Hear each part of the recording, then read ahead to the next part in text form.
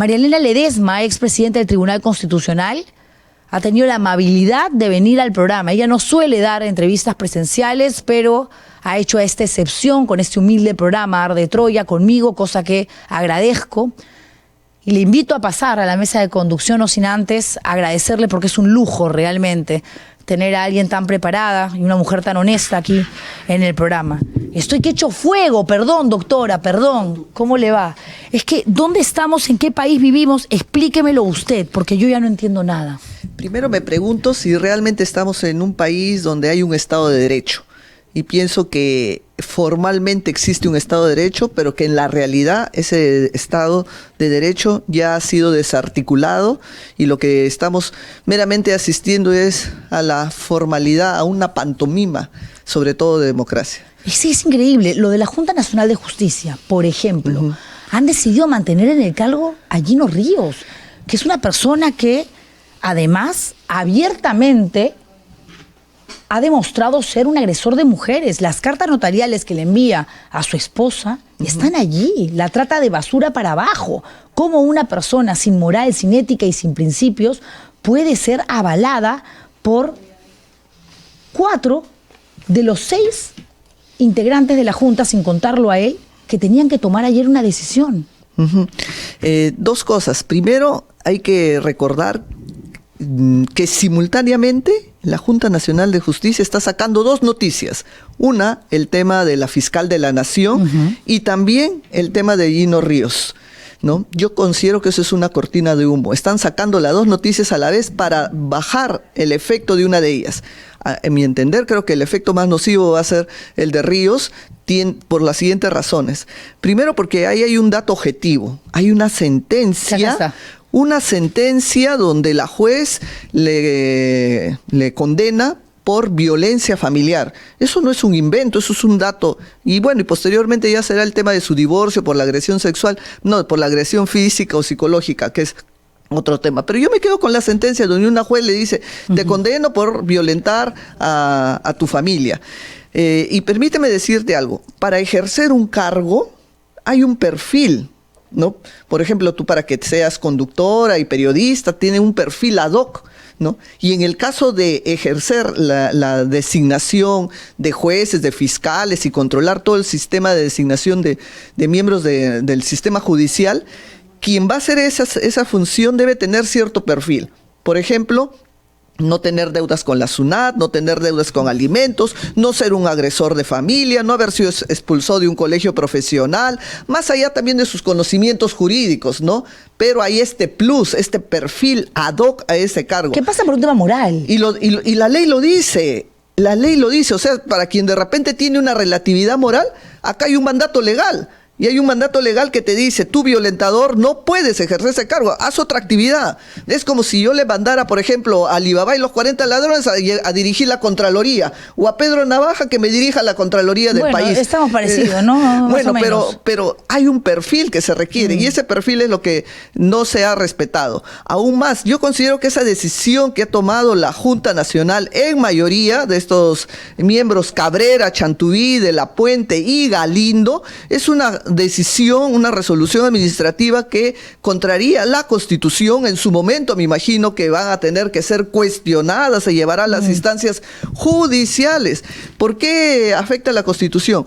Porque el tribunal, en el caso Coloma, Valareso, en ese caso ha señalado que constituye un valor constitucional para toda mujer tener una vida libre de violencia, que es una fusión del derecho a la vida, a la salud, a la libre desarrollo de la personalidad que tenemos todas las mujeres en nuestro país para poder expresarnos, ¿no? Y este sentenciado, que además sigue siendo y va a continuar presidiendo la Junta Nacional de Justicia, es el encargado de escoger, elegir, poner jueces de familia. O sea, mañana un juez que pega a su esposa decide si en una controversia familiar la razón la tiene ella o él. Una persona que no tiene catadura moral, una persona que no tiene principios porque fue elegida por alguien que evidentemente tampoco contaba con la ética suficiente como para tomar una decisión desde el principio moral, que es lo que te rige finalmente como persona en el mundo. Mira, Juliana, frente a tu pregunta, te doy dos ideas. La primera es, todos los jueces del país pasan por una ratificación cada cierto tiempo. ¿Quién va a suscribir la ratificación? Ríos con todo su grupo de funcionarios. Increíble. Y para ratificar tú tienes que mostrar tus decisiones, tus resoluciones. Un juez de familia podría mostrarle a Ríos su resolución que condena o que sanciona por violencia familiar. Yo creo que para Ríos sería un demérito que un juez de familia le diga, bueno, he puesto una sanción por una persona que ha masacrado a su mujer o sus hijos. Y un segundo argumento, no solo el tema de los jueces de familia, pido que se investigue en la Junta Nacional, hay denuncias contra jueces y fiscales de todo el país por ser agresores también con su familia. Ríos Patio no es el único en nuestro país. Claro, pero hay muchos Ríos que preside Patio. La Junta Nacional de Justicia, más escandaloso todavía. Exactamente, y con Ríos Patio no es el único, ¿no? Hay muchos Ríos Patios en el sistema judicial, no solo los jueces de familia. ¿Quién puede hacer algo? ¿El Tribunal Constitucional? O sea, ¿quién podría realmente buscar la manera de revertir esta decisión tomada por la Junta Nacional de Justicia? Ya, perfecto. Esta resolución administrativa que ha tomado estos funcionarios de la Junta, y permíteme señalar que es Cabrera, que es Chandubí, que es de la Puente y Galindo, estos cuatro, esa decisión puede ser cuestionada en sede judicial, y uno de los grandes argumentos no solo va a invocar el mandato legal, sino también que esta resolución contraria a los valores de la Constitución, como dije, vivir con una vida digna y libre de violencia. Ya, entonces sí habría una salida. Claro, es posible revisar esa decisión. Entonces vayamos al otro tema que tiene que ver con la Junta Nacional de Justicia, ¿no? La doctora Cabrera pide la suspensión por 6 meses de Delia Espinosa, argumentando que ella no obedeció a una orden de la Junta de reponer en calidad de fiscal de la Nación a Patricia Benavides. Pero lo que se entiende es que si bien la Junta Nacional saca jueces y fiscales, no toma la decisión de colocar al máximo representante del Ministerio Público. Para eso está la Junta de Fiscales Supremos. Escuchamos a Delia Espinosa hace instantes decir cómo yo iba a hacer caso a una solicitud donde me están pidiendo ir en contra de la Constitución. Y encima, por eso me quieren castigar. Y ella responde y pide que esta señora Cabrera se abstenga. ¿Me va a decir usted que los integrantes de la Junta Nacional de Justicia, doctora Ledesma, no saben lo mínimo indispensable en materia constitucional, legal, que es que el fiscal es elegido por la Junta de Fiscales Supremos, no por la JNJ? Te doy una respuesta jurídica y luego una respuesta política. Las y dos, creo que favor. la respuesta... Y hasta una personal, viniendo de usted. Bueno, la respuesta jurídica, y para que también tus seguidores tengamos en cuenta, el Estado y el poder se organiza de diferentes maneras y se le encarga a cada entidad que realice determinadas competencias y atribuciones. La Junta tiene una atribución: designar, mantener, ratificar, destituir a los jueces. Y el Ministerio Público tiene una razón de ser, que es perseguir el delito, dirigir la investigación. Están separadas las competencias. La Junta un día, de mutuo propio, de oficio, decidió arrepentirse de la decisión que tomó de haberla destituido a Patricia Benavides. Las razones ya no las voy a decir porque son hartas conocidas por todas las actividades delictivas que se le imputan. Pero son decisiones políticas. Es que la política está tomada con la criminalidad. Y esa era la respuesta a la segunda idea que te daría cuando haremos el análisis político. Pero desde el punto de vista jurídico, entonces la Junta decide arrepentirse de la decisión y encima todavía diría de una manera de alucinación jurídica, cree que tiene la potestad de designar quién va a representar al Ministerio Público. Cada entidad tiene su forma de representación. El Congreso, su presidente, que representa al Congreso, es producto del consenso de los congresistas. El Poder Judicial, su presidente, producto de todos los jueces supremos que designan a su representante. El Ministerio Público, su representante, que es el fiscal de la Nación, producto del consenso de los fiscales supremos. ¿En qué parte de la Constitución dice que la Junta Nacional tiene el poder, la atribución para designar quién va a ser fiscal de la Nación? No está en la Constitución, más bien la Constitución dice todo lo contrario. Invito a leer el artículo 158. El fiscal de la Nación es elegido por los fiscales supremos. Entonces, desde ahí hay una situación de infracción constitucional. Y por eso es que esa resolución era imposible ejecutar, porque en todo caso, si la Junta quería que se retorne al mismo lugar que tenía Benavides, es una decisión de la Junta. Le hubiera dicho, pongo a consideración para que usted elija a cuál de estas fiscales, pero esa es su decisión, esa es su competencia, ¿no? Dos, también hay una situación de ilegalidad. La ley que han invocado de procedimientos administrativos para reponer a Benavides requiere unanimidad de todos sus integrantes, 7 votos, y ni siquiera están los 7 votos, hay por lo menos hay 6. Y tercero, también no hay la certificación que se ha realizado, la votación y todo. La secretaria que da fe del acto que se ha realizado no existe, renunció, no hay ningún antecedente. Por lo tanto, esa decisión es inconstitucional, es ilegal y encima es inexistente. Entonces, sobre este acto que no hay quien dé fe de la situación, de la votación, entonces pretenden dar efectos jurídicos con una especie de notificación que no está sostenida, por lo menos en la evidencia de la existencia del acto. Claramente, doctora Ledesma, lo que se está buscando es sacar sí o sí a Delia Espinosa del despacho de fiscal de la Nación. No la quieren ahí porque ya se van todos estos a su casa, los congresistas, Dina Boluarte y compañía, y su secta, y su grupo, y aquellos que forman parte del pacto, y se quieren librar de los expedientes de las investigaciones que están abiertas en el Ministerio Público. O sea, no es casualidad que exista esta guerra entre el Poder Ejecutivo y parte del aparato jurídico. Pongo el ejemplo para graficar lo que está pasando en nuestro país. ¿Cuál es el escenario óptimo de los delincuentes, de los criminales? Que no haya policía, que no haya investigación, que nadie me persiga y total impunidad. El escenario sea perfecto. Ese es el escenario óptimo de la criminalidad. Y ese es el escenario que estamos viviendo ahora. El Congreso, la Junta Nacional, el Tribunal Constitucional, la Defensoría son voceros de la criminalidad. Y ahora ellos han declarado la guerra a quienes están haciendo su labor por mandato constitucional, que le corresponde, los únicos que les corresponda perseguir el delito son los fiscales. Pero en el caso y eso es ya ingresando un poco más a una lectura política, nuestra clase política está tomada por las organizaciones criminales. Ese es el ADN de las organizaciones políticas. ¿Y quién toca a estos funcionarios? Presidente de la República, congresistas, miembros de la Defensoría o los miembros de la misma Junta Nacional de Justicia. ¿Quién puede perseguir los delitos que puedan realizar? Es la fiscal de la Nación, la única. Por eso es persona no grata, por eso es que el delincuente busca destruir a quien le persigue o a quien le quiere investigar.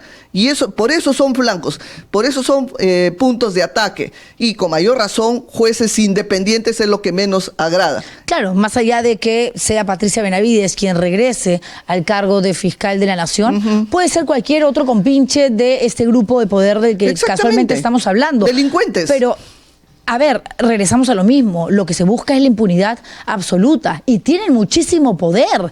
Tienen prácticamente copadas a todas las instituciones. El concepto de institucionalidad, de soberanía, de autonomía, de independencia, hoy en el Perú no existe. Pero, Juliana, una cosa es el poder formal y otra cosa es el contrapoder que existe.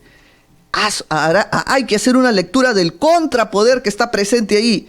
Y ese contrapoder es clase política más organización criminal para destruir estabilidad, institucionalidad, ¿no? Seguridad jurídica. Eso hay que destruirlo para operar en el mejor país de maravillas que podemos encontrar. Cero institucionalidad, cero ministerio público complaciente, jueces asustados, tribunal constitucional ahí bendiciendo las irregularidades que hace, por no decirle otras cosas, y encima un defensor del pueblo que realmente, como dicen es el defensor de Dina. O es un ofensor de la constitucionalidad. ¿Peor o igual que en la época de la dictadura de Fujimori? Reproduce los mismos patrones, ¿no? Yo me acuerdo que uno de los datos muy preciados del fujimorismo eran sus Vladivideos, que siguen siendo muy preciados. ¿Dónde estarán toda esa videoteca? ¿Y qué hizo Fujimori? Se contrató o buscó supuestos fiscales que eran falsos. tomó el local de donde estaban y se los llevó, y por eso hay una condena por el robo de los Vladivideos, claro, ¿no? Está condenado por ello. También vemos acá ahora la misma historia, ¿no? Aparentar una formalidad, en este caso aparentaron fiscales truchos acá, aparentar una formalidad para fines ilícitos. ¿Qué me puedo llevar? ¿Qué puedo robar? ¿Qué puedo lograr de impunidad? Pero casualmente porque hemos vivido esa historia y porque tuvimos que abrir a la fuerza los ojos, porque nos pusieron los Vladivideos, ¿no?, en pantalla gigante durante varios días para entender el nivel de corrupción al que se había llegado durante la época del fujimontesinismo, y luego retornamos a la democracia que tanto costó a través de esa marcha no emblemática de los 4 suyos. ¿Cómo es que estamos nosotros como ciudadanía permitiendo esto? Yo le pregunto, Juan José Santibáñez, censurado por el Congreso de la República, le inventan una oficina en Palacio de Gobierno de monitoreo que ni existía para justificar un sueldo y para tener cerca a la Presidenta de la República. Le dan el Ministerio de Justicia para hacer una reforma jurídica y seguir atentando contra la Constitución, y para además empezar el proceso de romper palitos con la Corte Interamericana de Derechos Humanos. Tenía impedimento de salida del país. Sin embargo, Dina Boluarte pasa por encima. O sea, el Poder Ejecutivo, que es Dina, pisotea una decisión, una resolución del Poder Judicial para mandar de viaje, porque encontró un juez buena gente en la Corte Suprema, a alguien que no podía dejar territorio nacional. ¿Cómo nos explicamos eso? Y encima se va a Ginebra a mentir. Bueno, primero el tema de la corrupción, algo que se tiene que agradecer del gobierno de Fujimori, es que nos ha dejado una evidencia documental de cómo operaba la corrupción. Sus Vladivideos, por eso yo le digo a los alumnos, es una prueba típica, documental, directa. Nadie va a decir ahora que no había corrupción. Los Vladivideos es una gran evidencia. Además lo reconoció Fujimori. Sí, lo que no reconoce son los delitos de lesa humanidad. Ya, pero eso es un elemento. Cosa que no es que la corrupción viene del gobierno de Fujimori. Tenemos los gobiernos anteriores que también han estado en esta misma dinámica, pero lo que no había era la prueba directa. Tal vez sí la inferencia que les acompañaba. Ese es un tema. Un segundo tema.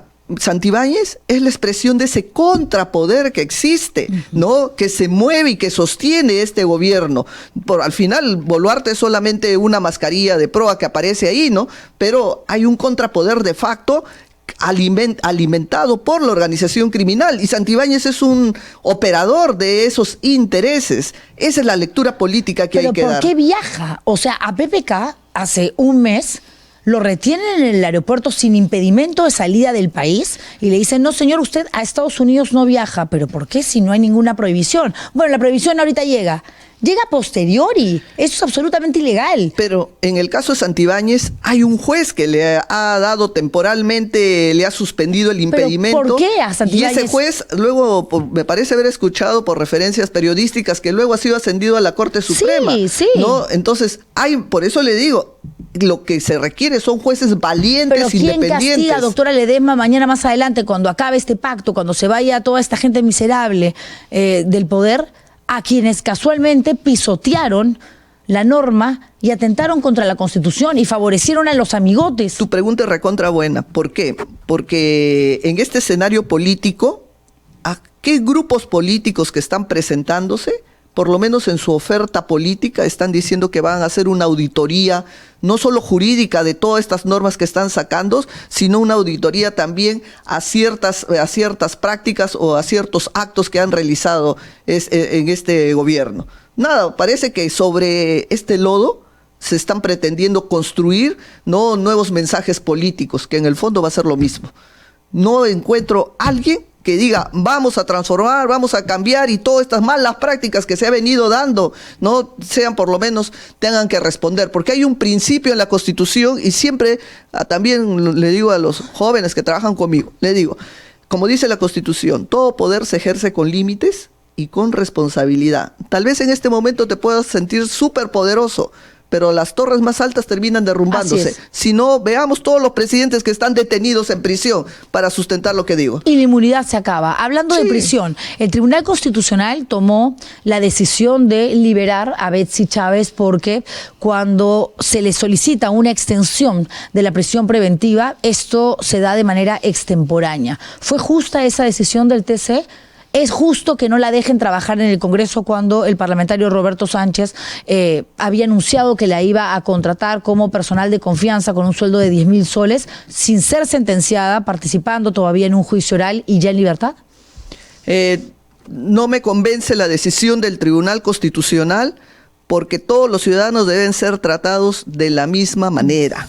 El Tribunal Constitucional, 2 meses anteriores, no recuerdo el caso concreto, tomó una decisión contraria a la que hoy dice en el caso Betsy Chávez, ¿no? Entonces, tiene que haber coherencia y tiene que haber trato igualitario frente a los mismos hechos. Pero por eso existen precedentes, de acuerdo a las resoluciones, veredictos del Tribunal Constitucional. Que el mismo tribunal no lo respeta. Es que el mismo Tribunal Constitucional lo que estamos viendo es que se pone cabe y se vive dando la contra.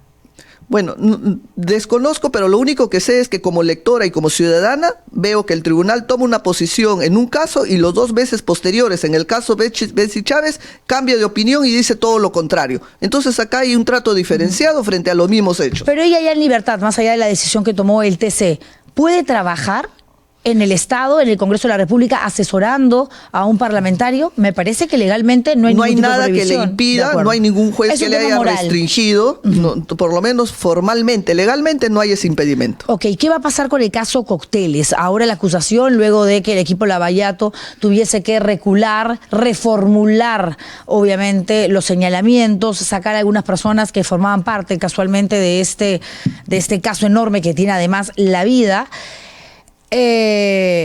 Claro, está en veremos, pero el Tribunal Constitucional tiene que evaluar el habeas corpus y las medidas que ha presentado la defensa de Keiko Fujimori y compañía.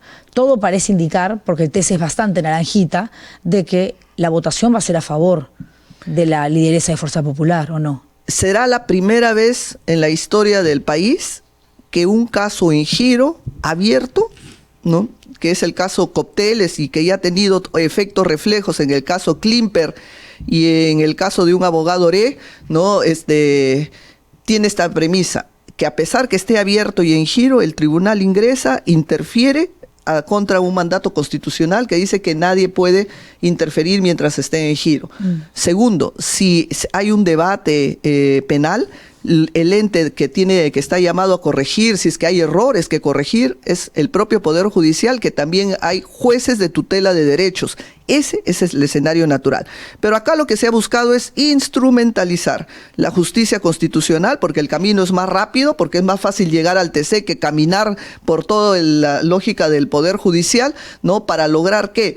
Para lograr que el tribunal se pronuncie sobre un tema que ni siquiera, a mi entender, es de su competencia, sino de la competencia de los jueces ordinarios, quien tienen que evaluar primero si hay tipicidad o no, que es un tema de control de legalidad, si los hechos constituyen delito o no. Eso es un tema de la Corte, que terminará en la Corte Suprema, que es una alta corte en nuestro país.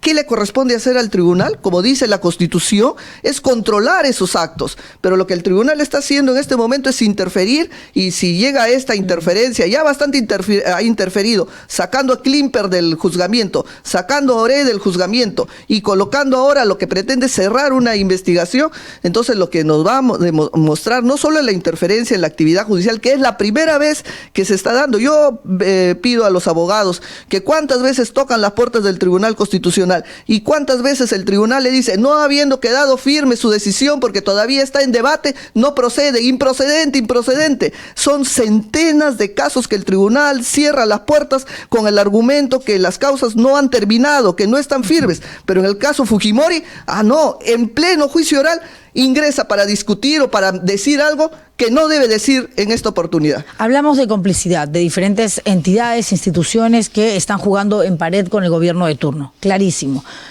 Pero ellos saben lo que están poniendo en riesgo. Ellos saben perfectamente que el poder se acaba, que es efímero, y que en algún momento van a tener que responder sí o sí por los actos cometidos, por las irregularidades, por alguna denuncia de prevaricato, de omisión de funciones o lo que fuere.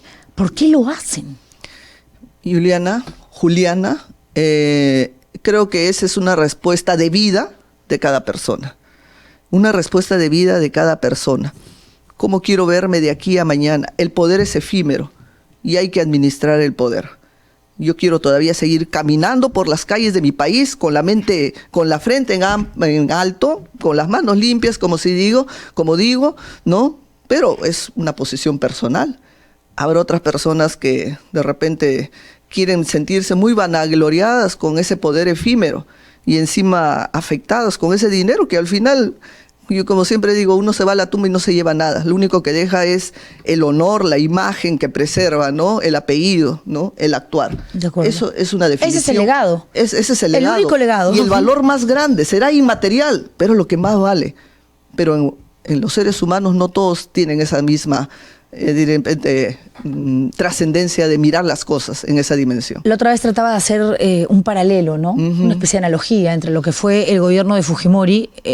Yo era una niña, estaba terminando el colegio, cuando esto sucedió no ejercía el periodismo, pero los años de carrera, de labor reporteril me permitieron conocer y descubrir las atrocidades de la dictadura, y decía, a ver, si ya se vivió esto, regresando un poco a la pregunta que le hacía hace un rato, ¿no? Y se sabe que hubo castigos y que el Perú es el país que más expresidentes presos tiene, ¿qué tanto se la pueden jugar además por una persona que no tiene la popularidad que en su momento alcanzó Fujimori? 2%.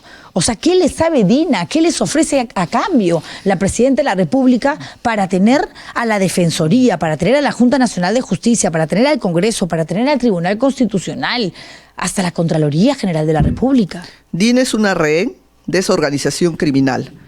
Y el resto de funcionarios de las instituciones que has mencionado son meramente instrumentos de esa organización criminal. ¿Y quién es el cabecilla? Perdón que le interrumpa. La pregunta es, tú como miembro de cualquiera de estas dependencias que has citado, ¿tú te sentirías bien formando parte y transmitiendo todo tu intelecto, todo tu profesionalismo para esas causas? ¿No? De eso cada persona lo responde. ¿Quiénes son las cabecillas? ¿Quiénes están ahora en el gobierno? Primero está el fujimorismo, está el grupo de Cerrón, el grupo de Acuña, ¿no? Y todos estos grupos que, entre comillas, de partidos políticos, porque es toda una historia, porque eso es todo un tema de partido-empresa, más que partido político, que son los que están beneficiándose de esta coyuntura política en la que se está viviendo. Pero ¿se da cuenta que nada se respeta? Que nos preocupamos por la criminalidad, que nos preocupamos por el nivel de delincuencia que hemos alcanzado. Venía hoy a hacer programa escuchando en RPP a Carlos Malavera, el ministro del Interior, lavándose las manos con un descaro absoluto con respecto a las acciones que debería de tomar él como jefe máximo y representante de la Policía Nacional, y echándole la culpa desde un discurso, creo yo, bastante xenofóbico a las bandas, organizaciones extranjeras que han venido para decir no es mi culpa, sino el hecho de que entre tanto venezolano y colombiano, en pocas palabras. Y yo decía, por Dios, o sea, en realidad nadie reconoce nada. Estamos viendo a funcionarios públicos que deberían de renunciar en octubre a sus cargos para iniciar una campaña proselitista, y hay pintas en todo el país y salen a inaugurar obras, y lo vemos a Rafael López Aliaga buscando desesperado algo que mostrar porque está feliz y contento y cree que conoce ese 11% que le dan las encuestas, que es nada, porque además esto representa la foto del momento, ¿no? Se va a convertir en el próximo presidente del país. ¿Quién castiga? ¿Dónde está el jurado electoral especial diciendo, señor, usted no puede hacer campaña? Esas pintas me las saca.